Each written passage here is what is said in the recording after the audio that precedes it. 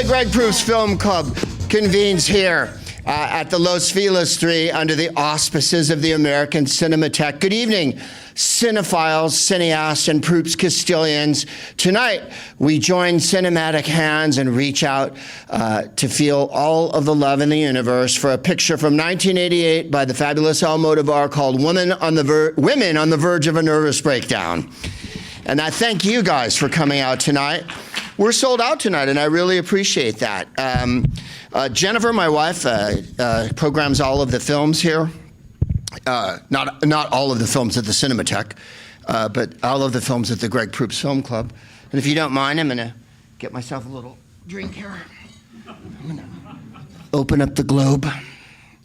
And by the way, tonight's film is from here. Just to orient you on the globe where Spain is.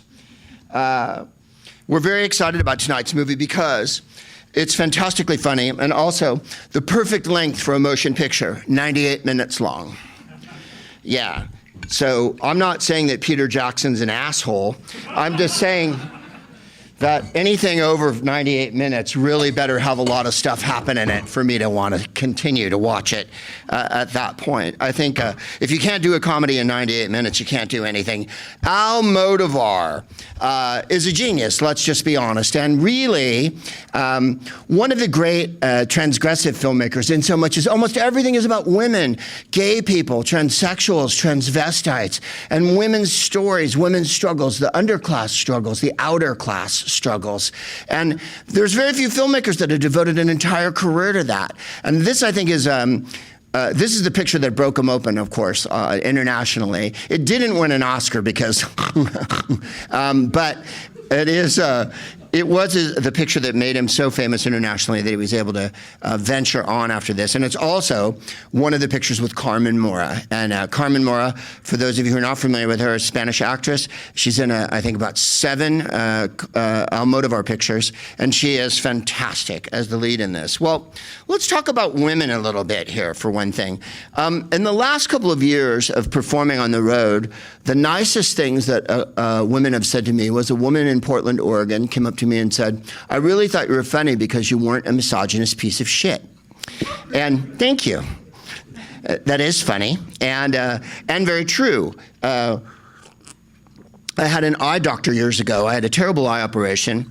I'm not begging for sympathy. It's just that I don't see very well. In fact, you guys look so super sexy because I have glaucoma and I've had an eye operation.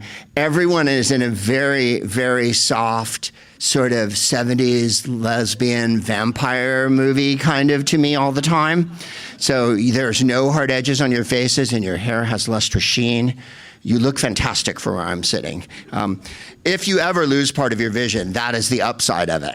Everything is, yeah, it's very, very much like a late 70s vampire film. And when I was having the stitches taken out of my eye, yeah, you heard me, she put my head in a clamp.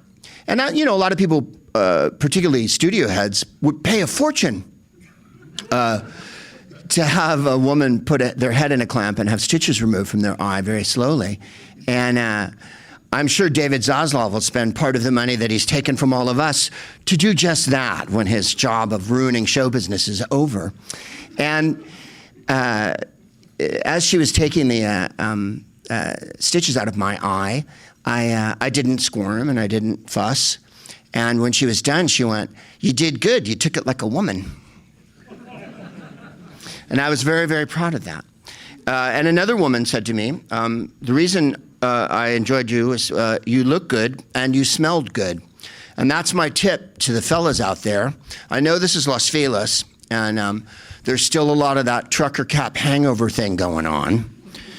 And a lot of the men here don't choose hygiene at the top of their list of things to do in a day. But it really does behoove you to get your hair did.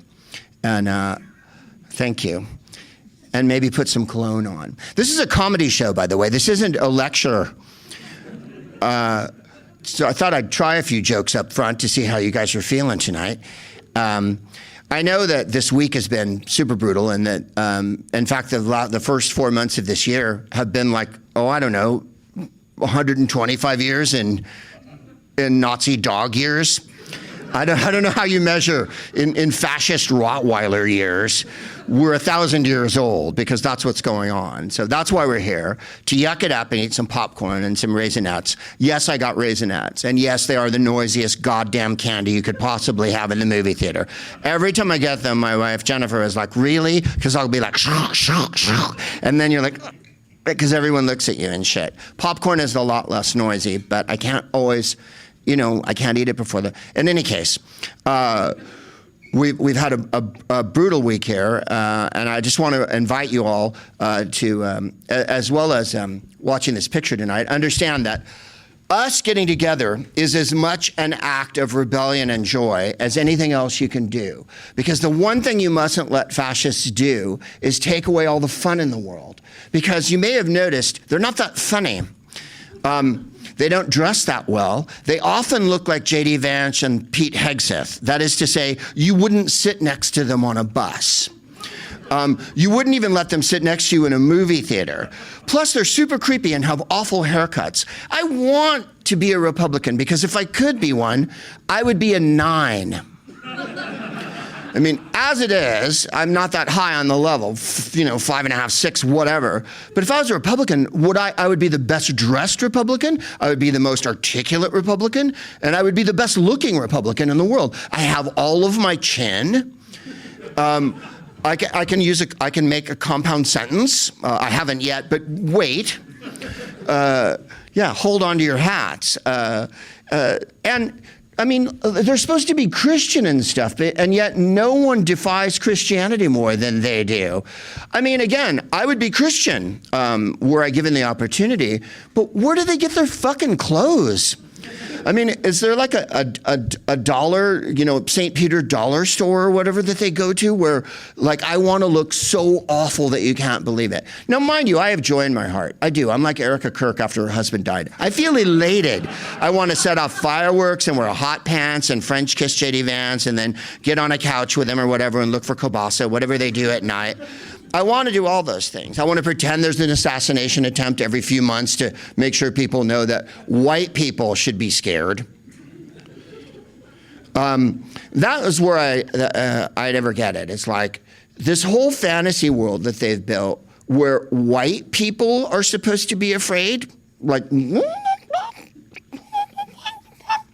I believe J.D. Vance said, he's the vice president, by the way. I know I talk about this, but I realize that he's so uncharismatic that he is literally like a bowl of chilled disinfectant.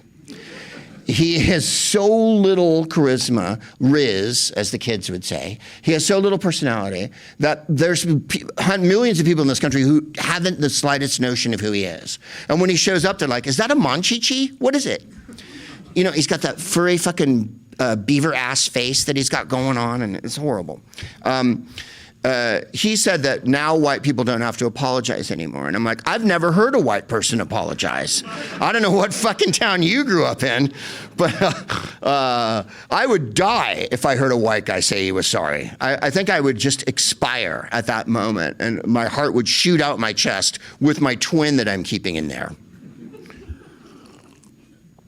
In any case, a lot of white men have a lot of issues. And now is the time I'm inviting all of my white brothers and sisters to actually participate in democracy.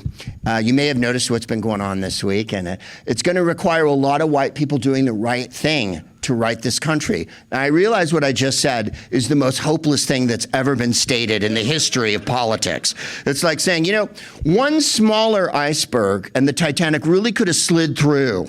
And they would have made it to New York, and everyone would have had a good time. And Guggenheim could have had a groovy time with his mistress when he got there.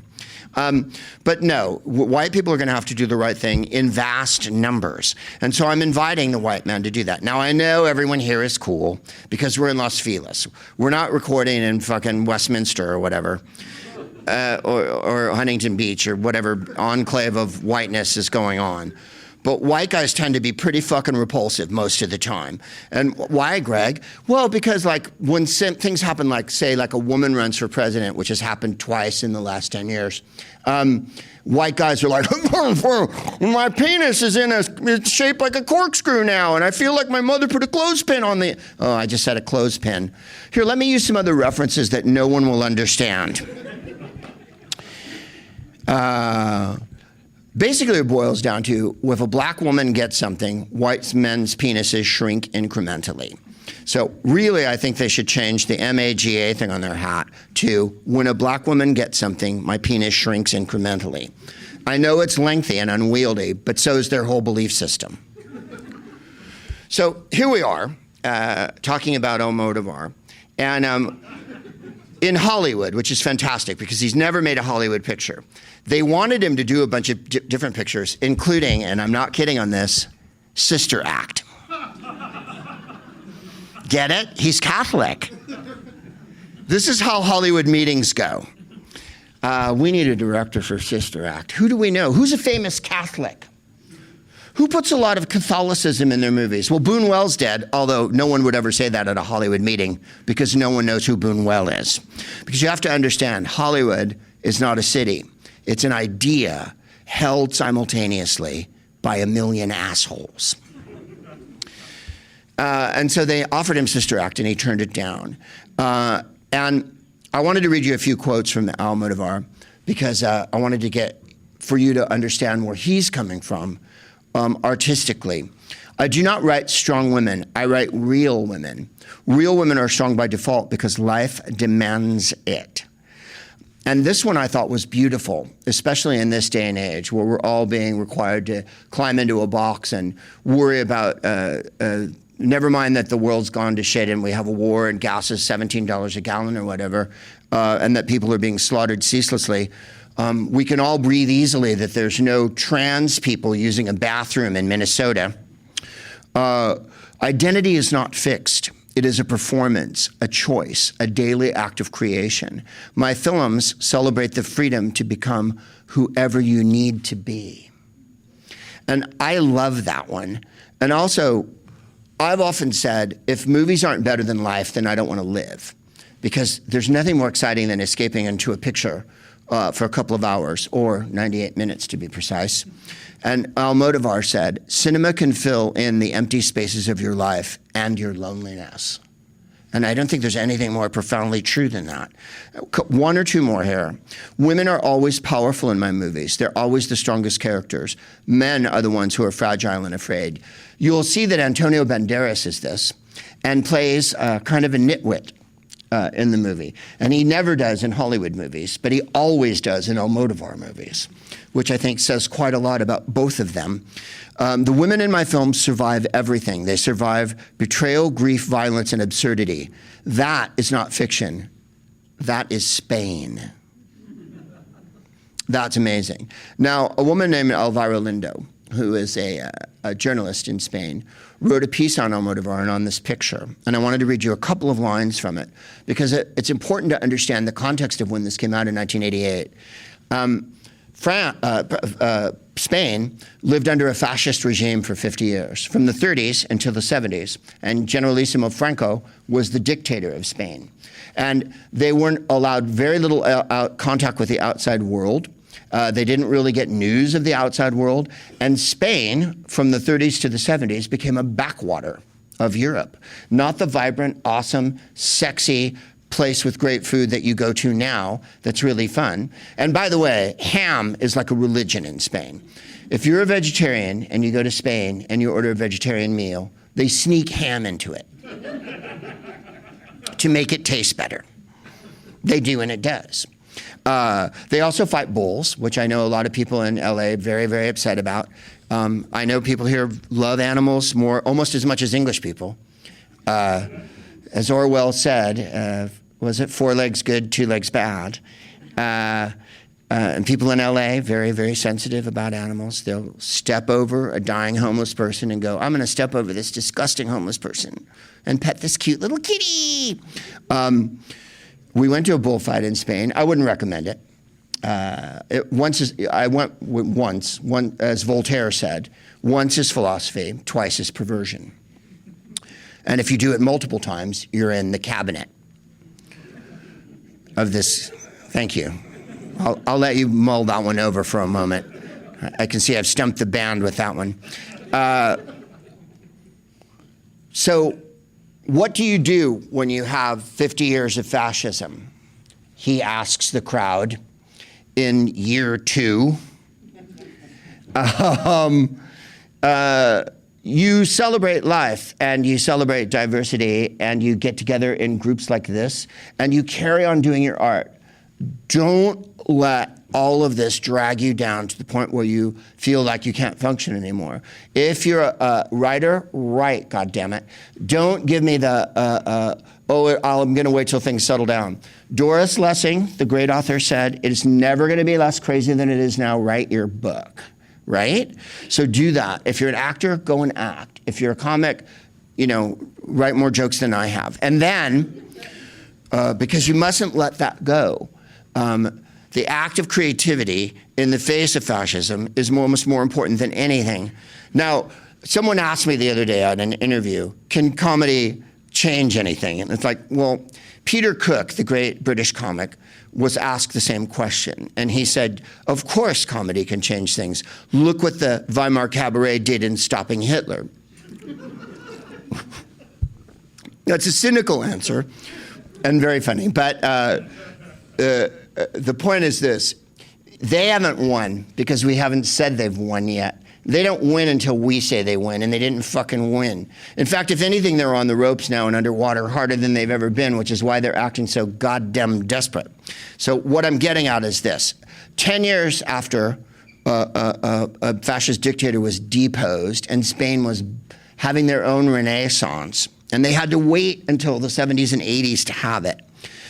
Elvira Lindo wrote this, it's difficult for young viewers to understand how subversive Almodóvar was at the time, how the laughter's comedies had provoked within it an iron determination not to give up even one of the freedoms that had been gained. Because of this, I believe that his films, whether or not they intended to communicate a political message, contribute to the expansion of our individual rights, especially those of women and gay people, which is to say, those most intimately connected with lifestyle choices, and gave visibility to difference, to the unconventional people among us who until then had remained hidden. And this part I thought was really fascinating and very much a feminine take. I've written on more than one occasion that Almodóvar changed the way I dressed, the way we dressed, especially the women who went from being good leftist girls in the uniform of jeans and plaid shirts to wearing miniskirts and dramatic makeup and dyeing our hair.